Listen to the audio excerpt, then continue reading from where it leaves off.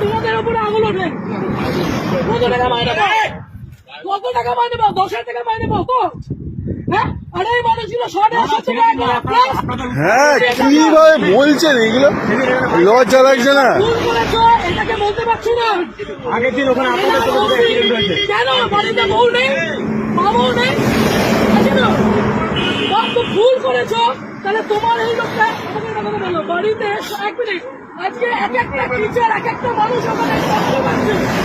তোমরা এই লরিওয়ালাগুলো, এই লরিটা গেল, সেই দেখেছো কি মাল ছিল ওটার মধ্যে?